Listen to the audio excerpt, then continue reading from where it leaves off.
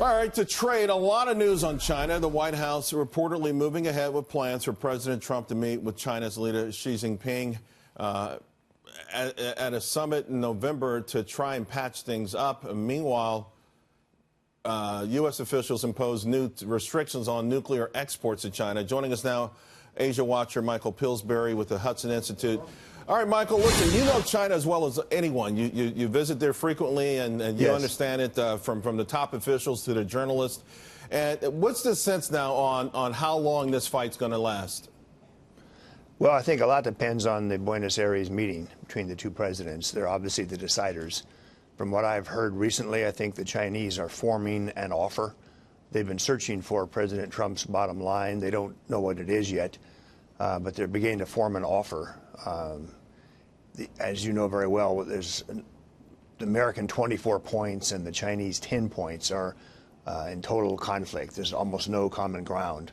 That was early May. Now we're 5 months later. I think that things have begun to be sorted out so that the Chinese side knows what it might take to get a deal with President Trump, but I don't think they're there yet. So there is some chance at Buenos Aires. There would be the makings of a deal that President Xi would offer some of the significant concessions President Trump's been looking for. So I'm mildly optimistic that the Chinese want to head off the full 25% tariffs, and they certainly want to head off all of their exports being tariffed at 25%. Right. So they have a pretty big incentive. And to that point, their countermeasures have been mostly tariffs in the 5 to 10% range, which I think underscores the fact you've got a nation that's overly dependent on exports.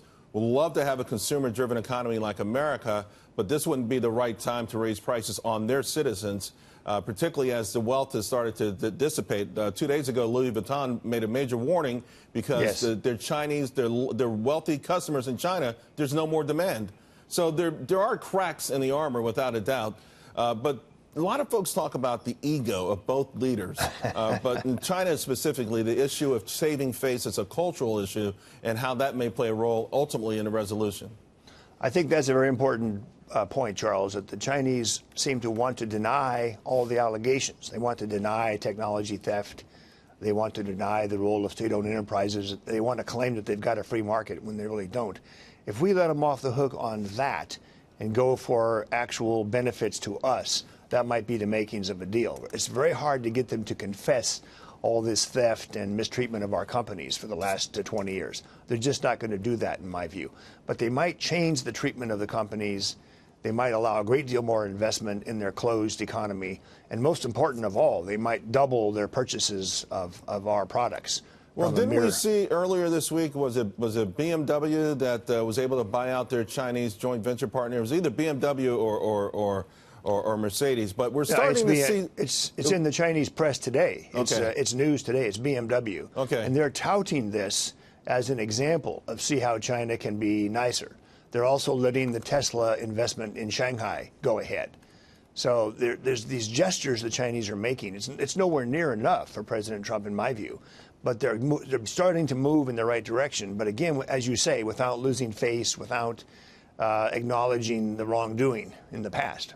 Michael, one of my biggest concerns when this whole thing evolved was when President Trump accepting victory. At what point does he say, okay, it's a victory?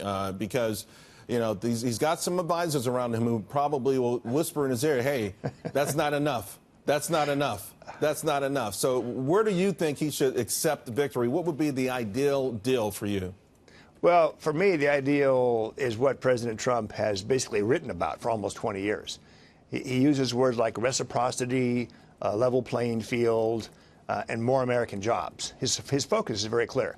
So if the Chinese would meet one of his demands, I want $100 billion more purchases by you, China, this year and next year, 2 years in a row. That's going to create an awful lot of American jobs. So that's something he's looking for. I think he'll probably get it eventually. The area of technology theft, as you've mentioned many times, Charles, much harder to police, much harder to verify. They've already promised and denied that they ever engage in technology theft. So that's harder to negotiate. There's a third area, which is their economy really following the rules and following the judgments against them at the World Trade Organization in Geneva. There's this famous credit card issue. they promised to let U.S. credit cards be used. They never did. 5 years ago, this was.